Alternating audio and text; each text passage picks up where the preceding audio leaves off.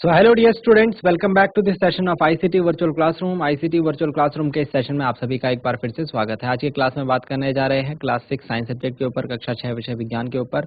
और previous classes में हमने जो जो बातें इस चैप्टर में करी थी, इस टॉपिक के रिलेटेड करी थी, उन्हीं को ही हम आगे बढ़ाएंगे। ठीक है, और पूरा ध्यान लगा करके और पूरे अच्छे तरीके से आप लोग क्लास पर ध्यान देना। जो भी चीज़ें यहाँ पर बताई जाती हैं वो आपके एग्जाम के लिए इंपॉर्टेंट होती है। ठीक है, आपको अपने एग्जाम में यहाँ से क्वेश्चन देखने को मिलेंगे जो भी आप क्लास यहाँ पर पढ़ रहे हैं। ठीक है, तो अपना पूरा ध्यान सामने स्क्रीन पर बना कर रखेंगे, इधर उधर नहीं देखेंगे, अपनी अपनी सीट पर बैठ जाएंगे। मैं उम्मीद करता हूँ आप सबके सब फिट फाइन हेल्दी होंगे, बिल्कुल रेडी होंगे क्लास के लिए। तो चलिए हम क्लास स्टार्ट कर रहे हैं। अपना पूरा ध्यान सामने स्क्रीन पर जरूर बना कर रखें। हम चलते हैं स्मार्ट बोर्ड की स्क्रीन की तरफ। हमने क्या बात करी थी?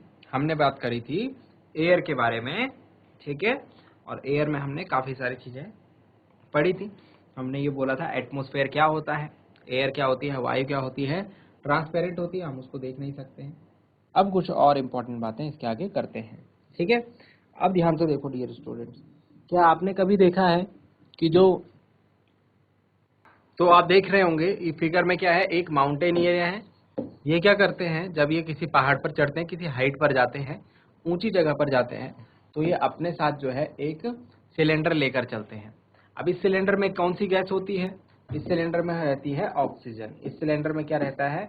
इस सिलेंडर में रहता है ऑक्सीजन, ऑक्सीजन गैस, जो कि हमको सांस लेने में मदद करती है, जिसकी वजह से हम क्या करते हैं, ब्रीथ करते हैं। जिसकी वजह से हम क्या करते हैं, सांस लेते हैं, ब्रीथ करते हैं। तो ऐसी क्या जरूरत पड़ेगी है इनको कि ये इतनी ऊंचाई पर जा करके इतना भारी सिलेंडर ले लें?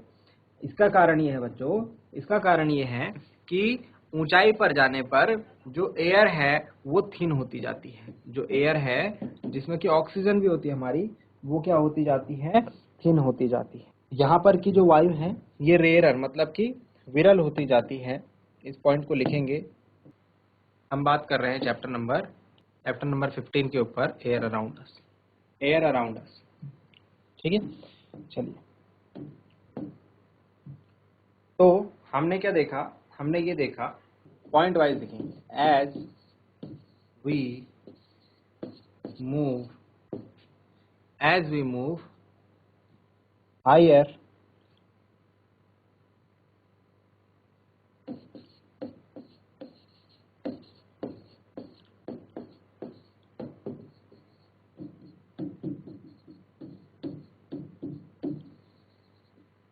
in the atmosphere, the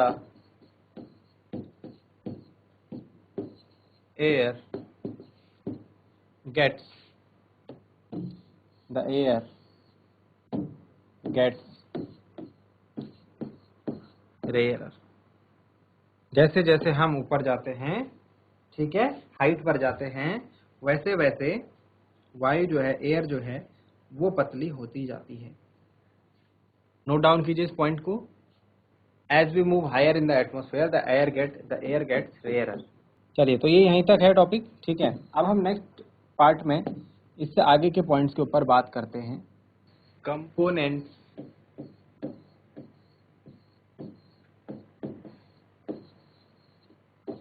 of air. अगर मैं आपसे एयर के बारे में एक बात बोलूं तो आपको इसको याद रखना है और इस बात को समझना है कि एयर जो वायु है is a mixture of many gases. बहुत सारे गैसों का क्या है, ये मिश्रण है एक। ठीक है, air is a mixture of many gases. कौन कौन सी गैसेस होती है इसमें? कौन कौन सी गैसेस होती है इसमें? वन बाय वन देखेंगे कौन कौन सी गैसेस होती हैं।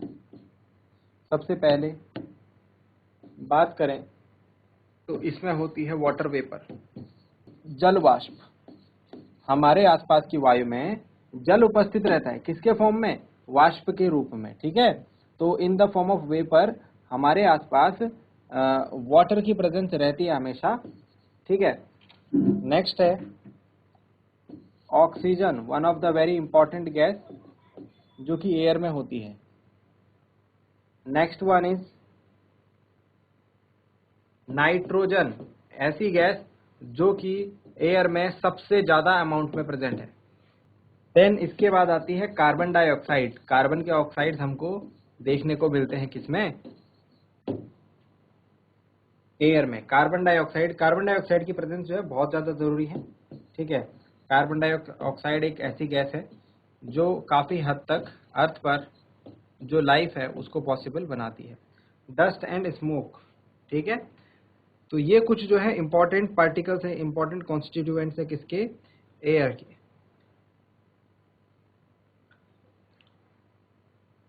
अगर हम बात करें एयर की, तो इसका कंपोजिशन कुछ इस प्रकार से हम समझ सकते हैं। इसमें अगर हम बात करें सारी गैसेस की परसेंटेज की, तो डियर स्टूडेंट्स, ये कुछ इस प्रकार से हम लोग इसको समझ सकते हैं। देखना ध्यान से आप। तो इसमें सबसे ज्यादा अमाउंट में जो गैस प्रेजेंट होती है वो होती है नाइट्रोजन। वो कौन सी होती है? वो होती है नाइट्रोजन।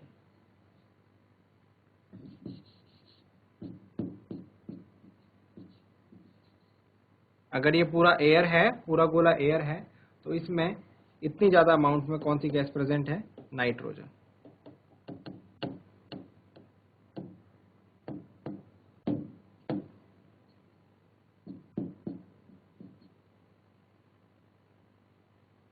फिर इसके बाद नंबर आता है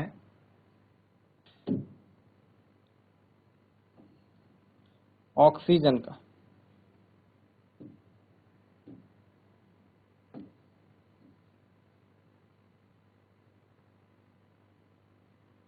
और इसके बाद लास्ट में नंबर आता है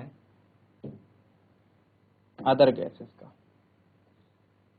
इसमें आई other gases.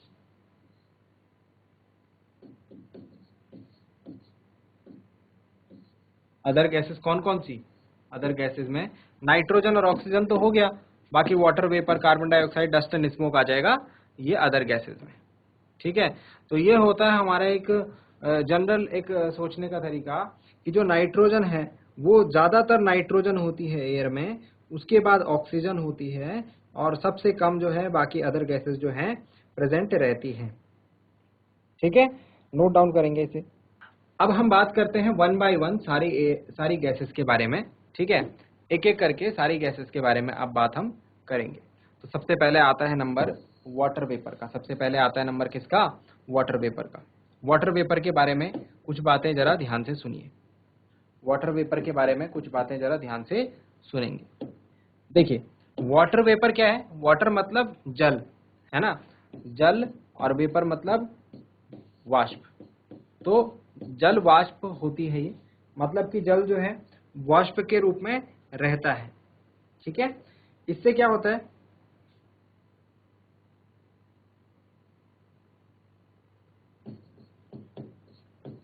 Air contains water vapour. ठीक है, ये बात तो हमें पता चल चुकी है कि एयर यानी वायु में क्या होता है? वाटर वेपर प्रेजेंस होती है। ठीक है, इट इज इंपॉर्टेंट। क्या इंपॉर्टेंस है इसकी? इट इज इंपॉर्टेंट, हमने पढ़ा है प्रीवियस क्लास में, हमने पढ़ा है इस बात को प्रीवियस क्लास में, that it is important for the water cycle in nature. Note down रखेंगे इस बात को। मैं हर एक गैस के बारे में एक दो इंपॉर्टेंट बात बताऊंगा। ठीक है, आपको वो याद रखनी है। Water cycle in nature. Note down करेंगे वाटर वेपर के बारे में। वाटर वेपर के बारे में नोट डाउन करेंगे ये दोनों बातें। नेक्स्ट बात करते हैं दूसरे नंबर की गैस। क्या लिखी थी हमने? ऑक्सीजन।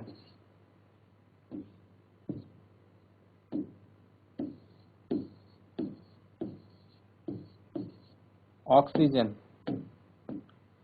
ऑक्सीजन के बारे में एक बहुत ज़्यादा ज़रूरी बात जो आपको याद रखनी है वो ये है कि ऑक्सीजन एक गैस है जो कि क्या करती है,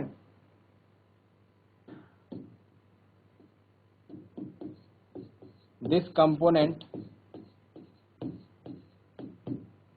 of air supports in burning. Very important point है, याद रखेंगे इसको, ठीक है। This component of air supports in burning, burning में ये हेल्प करता है, ध्यान रखना इसको, ठीक है। तो जो भी बर्निंग की प्रोसेस होती है वो किसकी वजह से होती है, वो होती है ऑक्सीजन की वजह से, ठीक है। नोट डाउन करेंगे इसे। ये बच्चों ये बातें जो है एग्जाम में आपसे पूछी जाएंगी, इसीलिए इनको जो है याद जरूर रखना, ठीक है। इनको ऐसे इग्नोर नहीं करेंगे। अच्छा, अब आपको एक एक्सपेरिमेंट करवा के दिखाते हैं कि किस तरीके से हम बात कर रहे हैं कि जो ऑक्सीजन है वो बर्निंग को सपोर्ट करती है। देखना जरा ध्यान से, आपको एक एक्सपेरिमेंट करना है छोटा सा। आपको क्या करना है, एक एक्टिविटी करनी है, सॉरी एक्टिविटी करनी है, एक्सपेरिमेंट नहीं। आपने क्या करा, एक टेबल के ऊपर दो आपने कैंडल ली, ठीक है। एक टेबल के ऊपर आपने दो कैंडल ली, अब देख रहे होंगे आप चित्र को। तो आपने क्या किया, दो कैंडल ली हैं, ठीक है, और एक गिलास लिया है आपने, कांच का गिलास, ठीक है। आपने क्या किया, दो कैंडल ली और एक कांच का गिलास लिया है, ठीक है। इसके बाद हमने क्या करा, दोनों कैंडल को जला दिया। देखो इसको जला दिया, इसको भी जला दिया, ठीक है। जलाने के बाद क्या करा, जलाने के बाद हमने एक कैंडल के ऊपर ये गिलास रख दिया, एक कैंडल के ऊपर क्या कर दिया, ये कांच का गिलास रख दिया, ठीक है। उल्टा करके देख लो आप, जैसे फिगर में देख रहे हो वैसे रखना है, ठीक। अब इसके बाद हमने जब ऑब्जर्व करा तो हमने देखा ये वाली कैंडल तो जल रही है, ये वाली से तो लाइट आ रही है, और ये वाली जो है बुझ जाती है। ये वाली क्या हो जाती है, बुझ जाती है। जब इसके ऊपर ग्लास रखते हैं तो ये वाली बुझ जाती है, करके देखना, ठीक है। एक के ऊपर क्या कर दिया हमने, कांच का गिलास रख दिया और दूसरी को हमने ऐसे ही खुला छोड़ दिया। तो हमने देखा कि जो जिस कैंडल के ऊपर हमने कांच का गिलास रखा है वो वाली कैंडल क्या होती है, बुझ जाती है, ठीक है। तो इससे हमको समझ में आया कि जैसे ही हमने कांच का गिलास रखा, इसके अंदर की ऑक्सीजन जो है वो खत्म हो गई। इसके अंदर की ऑक्सीजन ने कुछ देर इस कैंडल को जलाया, फिर खत्म हो गई। तो यहाँ पर ऑक्सीजन थी नहीं, यहाँ पर ऑक्सीजन थी नहीं, तो इसीलिए ये वाली कैंडल बुझ गई। और यहाँ पर ये तो बाहर है, खुले में है, ठीक है। इसके आसपास तो चारों तरफ ऑक्सीजन होगी ही, तो इस वजह से ये जलती रहती है, इस वजह से ये लाइट इसमें आती रहती है। समझ में आ गई बात। तो हमको यहाँ से क्या पता चला, oxygen is a gas which helps in burning, जो कि जलने में क्या करती है, मदद करती है, ठीक है। एक्सपेरिमेंट आप घर में करेंगे, बट किसी बड़े की देख रेख में करना, अपने किसी बड़े भाई या फिर पेरेंट्स की हेल्प आप जरूर ले लेना। ठीक हो गया, समझ में आ गई। अब नेक्स्ट हम लोग लिखते हैं नेक्स्ट गैस के बारे में, that is nitrogen. That is nitrogen. Oxygen के बाद नंबर आता है किसका, नाइट्रोजन का।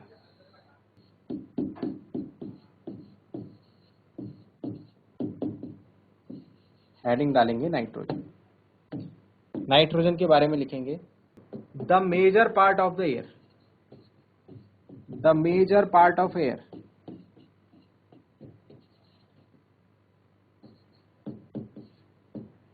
Is nitrogen. देख लो पूरी एयर में सबसे ज्यादा कौन है, सबसे ज्यादा है नाइट्रोजन अपना। तो पूरी एयर में सबसे जो मेजर पार्ट होगा वो किसका होगा, एयर का। और दूसरी चीज है, ऑक्सीजन जो है बर्निंग में सपोर्ट करता है। ऑक्सीजन के बारे में क्या याद रखनी, बर्निंग में सपोर्ट करता है। Air supports in the oxygen of in air supports in burning, but ये जो है it does not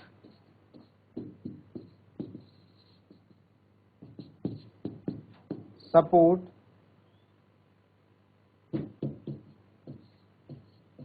in burning, ठीक है। ये बर्निंग को सपोर्ट नहीं करता।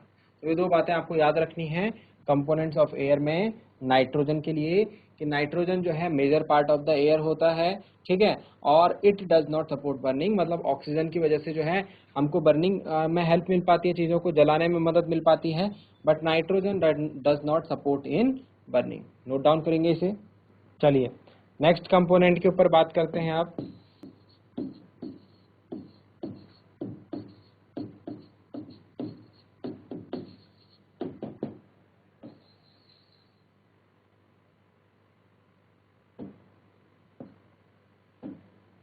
कार्बन डाइऑक्साइड, पहली बात तो ये कि कार्बन डाइऑक्साइड जो है एक बहुत छोटा सा पार्ट है, ठीक है।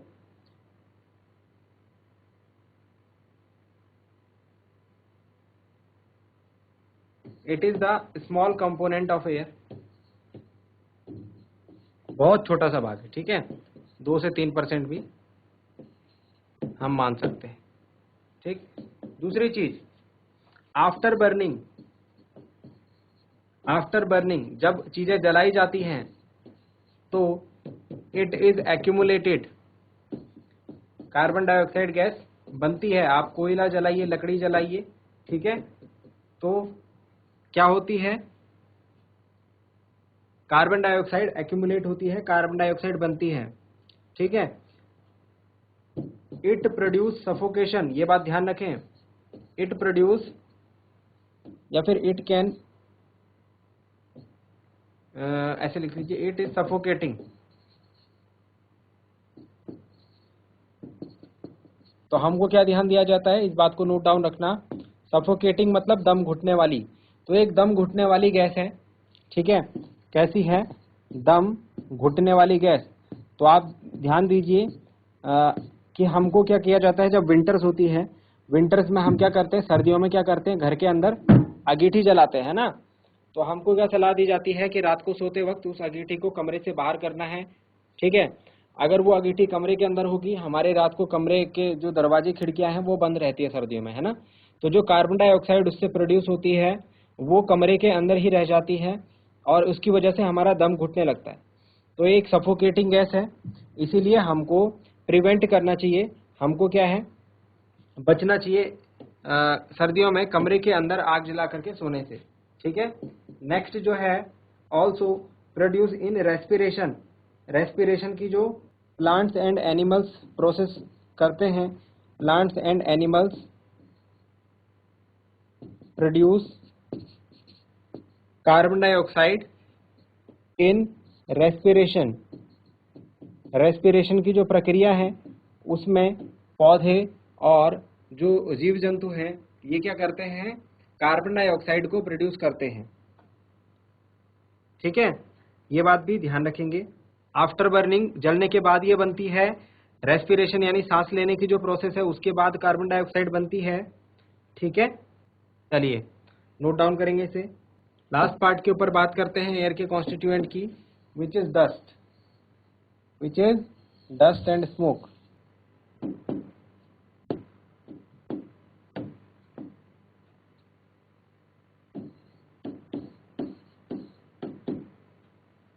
Dust and smoke,